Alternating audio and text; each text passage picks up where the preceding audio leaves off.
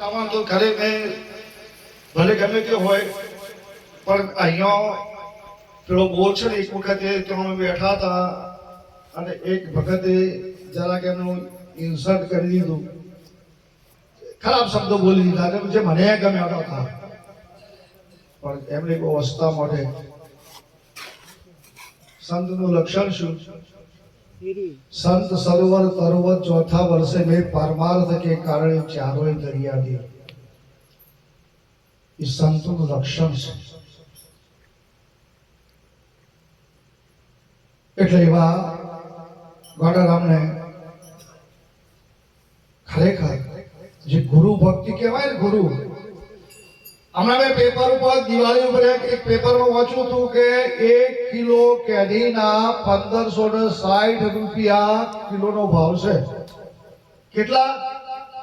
1560. હું ખુદ વિચારમાં પડી ગયો કે 1560 એટલે શું કહેવાય 1 કિલો કેરીના ભાવ.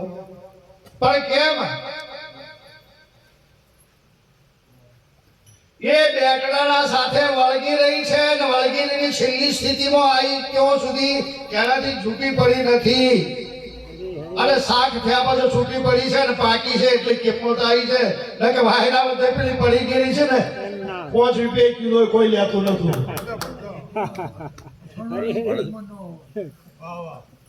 આ તો જે વળગી ગયા છે ને એનો મહિમા છે. એમ ગુરુજીના અથાગ જન કરે. બધાએ ગુરુ તો કરાયા, તમે બધાએ કરાયા છે. પણ હમણાં એક સાખી બોલ્યો, ગુરુ કોને કહેવાય એ સાખી બોલ્યો. અને એ સ્થિતિ આપણને ન થાય ત્યાં સુધી બધું એ કરવાનું તો ગાય તો ગાડો ભર્યો, આખલો જોડ્યો અજર ગાડો ભગત કે સમજ્યા વગર રહ્યું હજરનું. આ વાત સમજવા જેવી છે. ગાના બજાના લો કરી જાના એ સબ જૂઠ નિશાના, ગાના હો તો ભેદ સમજના નહીં તો ચૂપ હોય જાના રે સાધુભાઈ, સાર સમજ નહીં જાણ્યા. સંતોની વાણીમાં જે સાર છે ને એ જ્યાં સુધી પેલા શેરડી છે ને કોલુમાં શું નાખવામાં આવે છે, એમાંથી સાર કાઢવામાં આવે. શું કાઢે? રસને ઉકાળી શું કરે? સાકર. છેલ્લું સ્ટેજ છે સાકર. અરે દૂધ છે ને દૂધમાં ઘી છે. એટલે સંતોની જે વાણીઓ છે એ બહુ સમજવા જેવી છે. અને ખરેખર સત્સંગની અંદર જો વાત કરીએ ને તો અમારા મંત્રી સાહેબ જે વાત કરી ને કે ભક્તિનું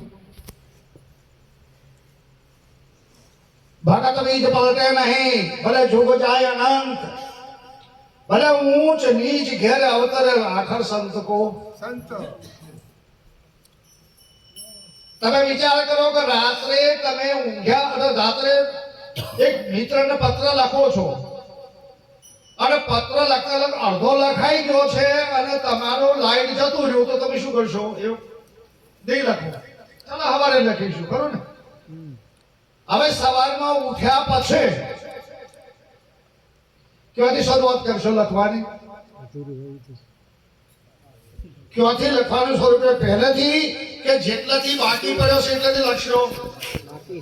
લખતા લખતા રાત્રે પડી ગયો બાકી. એમ આ સંતો છે ને આગળ થાય. કોઈના ઘેરે સંત જન્મ નહીં, કોઈને કયા છે જાહેર કરી અમારો તો સંત જન્મ્યો છે, ભગવાન જન્મ્યા છે, એવું કોઈ જાહેરાત કરી છે સાંભળ્યું છે કોઈ નથી. એવું છે જીવન જેને નિષ્ઠા. નિષ્ઠા વગરનું આપણને પાસે જ્ઞાન હશે તો એ નાકામું છે. જ્યાં સુધી નિષ્ઠા ના જાગે ત્યાં સુધી નાકામું છે. અને નિષ્ઠા કેવી હોય? આજ મારી આનંદ લીલા વાર્તાણી હે મારી બાયુ રે, બેની મન ભીતર સદગુરુ મળ્યા રે. ભીતર ભીતરમાં ગુરુ ના મળે ને તો બધી તમે હાથ છું 50 ગુરુ કરાવશો તો કલ્યાણ થશે નહીં. વાત સમજી લેજો. ગુરુની નિષ્ઠા હોવી જોઈએ. એટલે તો વાત ના કરી ગુરુ हमारे गाड़ी मुझ पर कीधी महर मोराजी एक मर्म का उतर गयो सब मर्म છે. અને સદગુરુ મહારાજ સિવાય કોઈ આપી શકે નથી. વિશ્વનો કોઈ વ્યક્તિ આ ધનાઢ્યમાં ધનાઢ્ય તમે છે ને અને એટલા એનું બધું આપી દે ને તો એ કોઈ જગતનો જીવાત્મા આપી ના શકે. એ તો સદગુરુ મહારાજ આપી શકે. પછી આગળ કે છે શું પાછો આમ કોટિક ભાણ ઉગ્યા દલ ભીતર અને ભોમ સગળી ને ભાળી શૂન્ય મંડળમાં સદગુરુજી બિરાજે એ ત્રિકુટીમાં એ લાગી મને તાળી હે મારી બાયુ રે બેની માન ભીતર સદગુરુ મળ્યા. આ સાચા સદગુરુ છે ને એ ભીતરમાં હશે તો બહાર પ્રગટ થશે. હે તો નહીં થાય. ગુરુમયમાં એ વિશેષમાં ગુરુથી આ જગતમાં કોઈ વિશેષ નથી હોય તો તમે મને બતાવો તો હું આ કપડા ઉતારી દઉં. गुरु समझाता कोई नहीं, सब जग मंगल हारा, राजा प्रजा और बादशाह सभी में हाथ पसारा।